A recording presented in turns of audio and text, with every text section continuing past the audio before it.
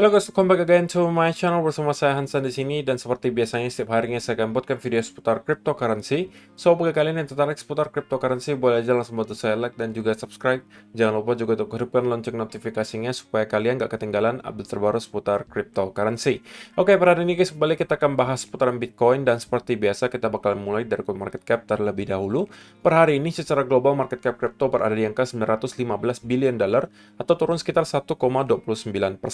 Nah, Bitcoin sendiri di angka 19.034, untuk Ethereum 1.279, BNB 270, XRP 0,45, Cardano 0,35, Solana 28, dan Dogecoin berada di urutan ke-10 dengan harga 0,059 dolar. So, per hari ini kita melihat market rata-rata dalam keadaan merah, penurunannya ranging antara 1, sekian persen hingga kurang lebih 3%.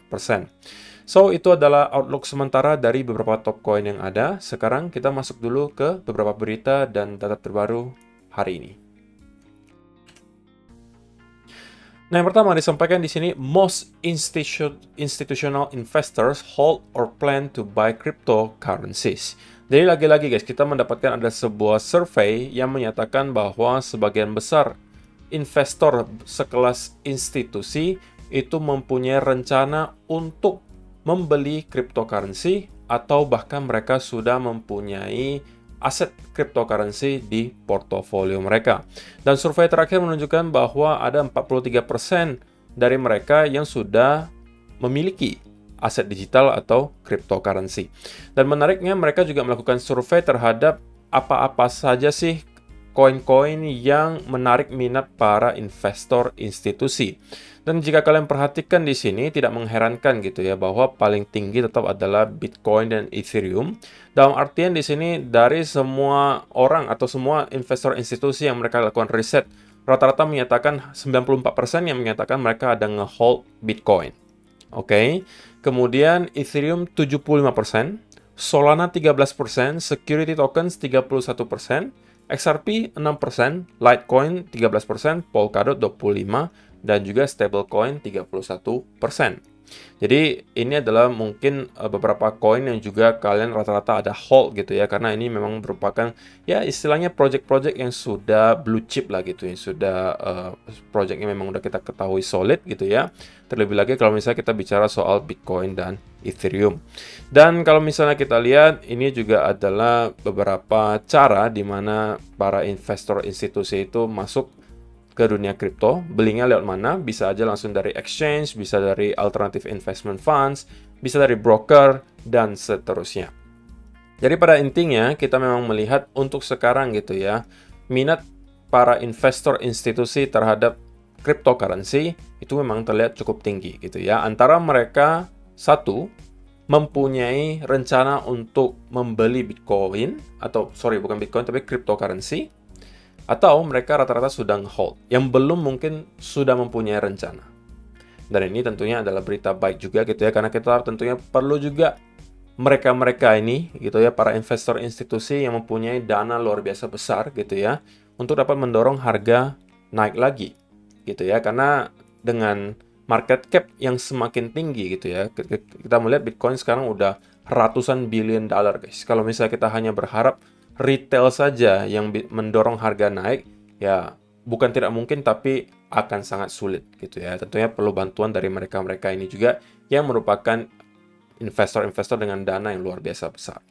Jadi ini adalah berita baik, tentunya kita melihat sebagian besar dari investor institusional sudah berminat untuk masuk ke dunia kripto. Ini adalah riset ya guys, oke? Kemudian yang kedua, kita masuk sedikit ke sebuah indikator yang menurut saya cukup menarik. Ini dari Cryptoveras. Dia mengatakan lowest Bitcoin volatility in 7 years. We visited this area of extreme low volatility twice. Once before the major 2018 breakdown. The other cases was followed by the great 2020 Bitcoin bull market rally. What is next? Literally nobody knows. No one. 50-50 here. Jadi ini yang perlu kalian garis bawahi guys. Sekali lagi, sekarang yang kalian lihat di media sosial, itu biasanya hanya dua kubu saja yang dominan. Antara mereka merasa kita sudah berada di bottom, gitu ya. Atau yang kedua, kita akan membuat lagi satu lower low baru sebelum pada akhirnya kita akan menemukan bottom bear market kali ini. Dan yang sering saya sampaikan adalah tidak ada satu orang pun guys yang akan mampu menggaransikan ke kalian di mana sebenarnya bottomnya berada gitu ya. Semuanya boleh kasih analisa, semuanya boleh memprediksi, tapi nanti market yang akan menentukan. Jadi dia sampaikan literally nobody knows, nggak ada yang tahu gitu. Dan chance-nya menurut dia 50-50. Tapi kalau misalnya kita berbicara soal indikator yang dia bahas di sini, ini adalah Bitcoin Historical Volatility Index gitu ya. Bahwa setiap kali kita melihat Bitcoin Historical Volatility Index ini menyentuh garis di sini, kurang lebih 18,8 angkanya, ini biasanya tidak lama kemudian kita akan melihat volatilitas yang ekstrim. Oke?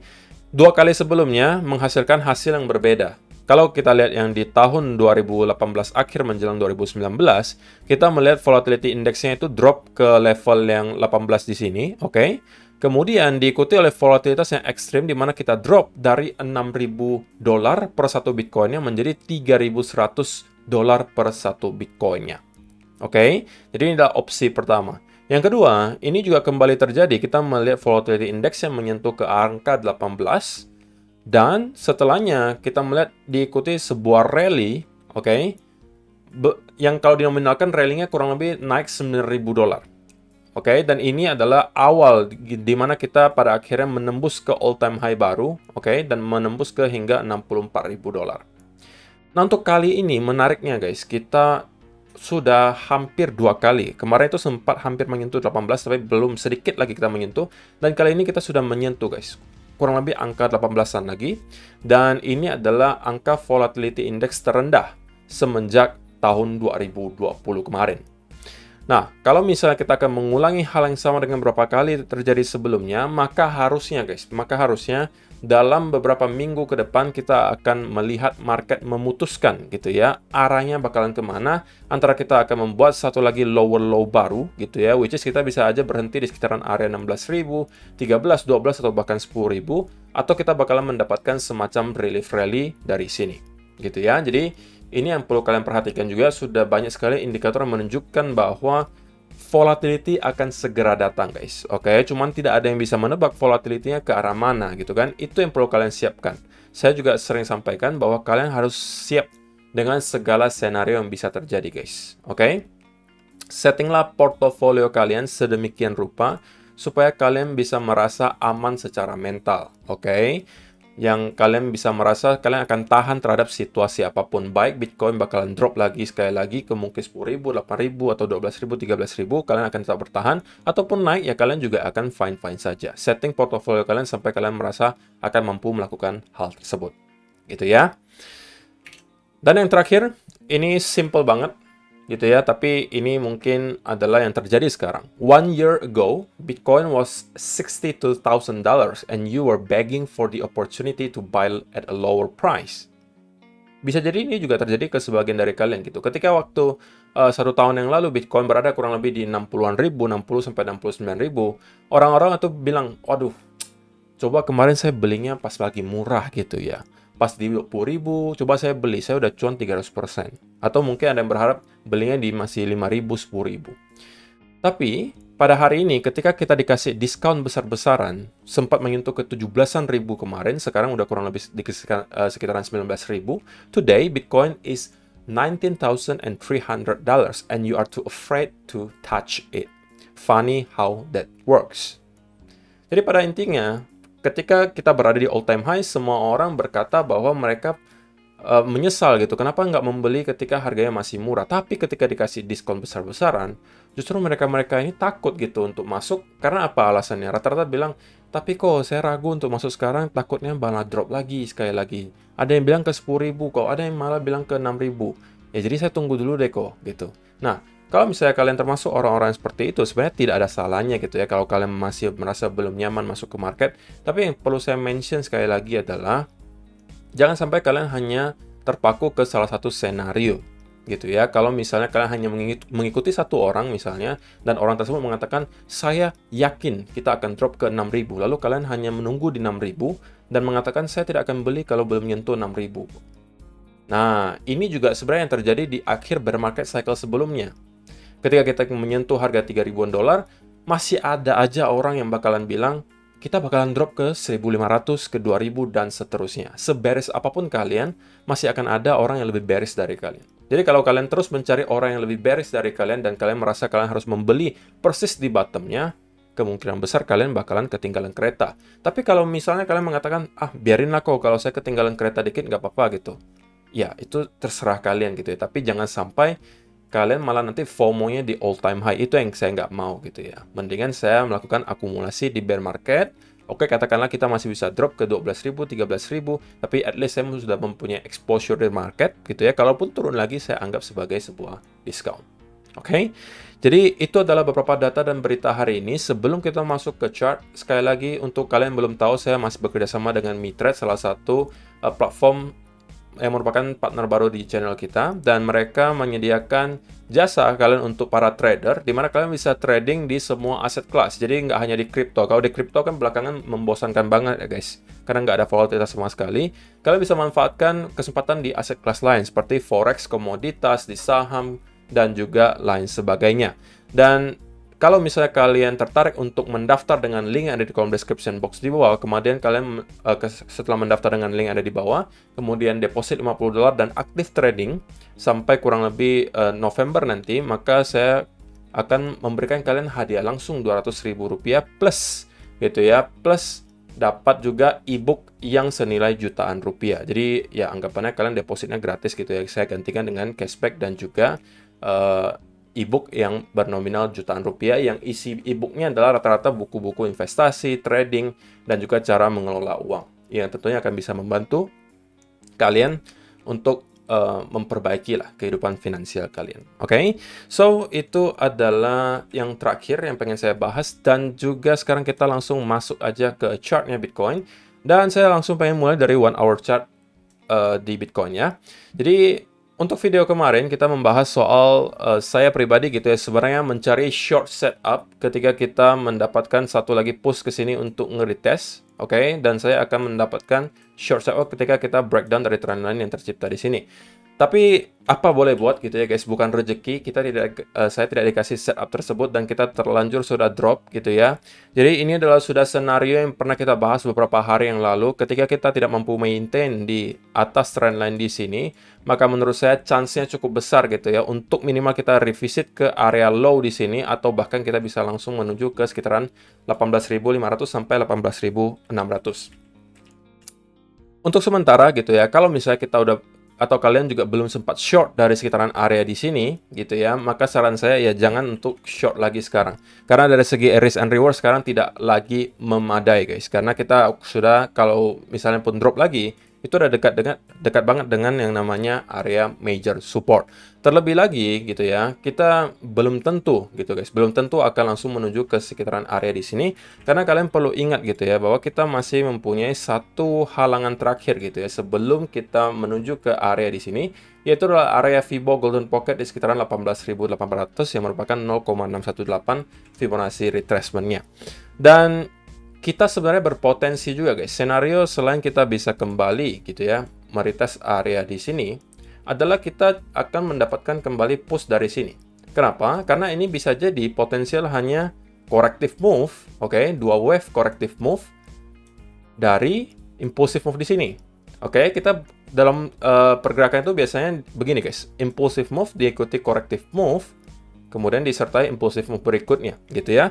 Corrective move itu bisa banyak macam guys, bisa banyak macam. Ini adalah salah satunya, dimana kita membuat dua wave, oke, bisa jadi ABCD, dan bisa juga yang modelnya lain guys. Seperti misalnya saya ambil contoh ya, kalau misalnya di sini, ini kita mendapatkan impulsive move, disertai expanded flat, oke, ini adalah corrective move. Atau kita juga membuat yang seperti ini. Ini adalah contracting flat. Dan pada akhirnya kita membuat lagi impulsive move berikutnya. Ini adalah impulsive move-nya, ini adalah corrective move-nya, diikuti impulsive move berikutnya. Ini juga sama, impulsive move, diikuti corrective move di sini, kemudian diikuti impulsive move berikutnya.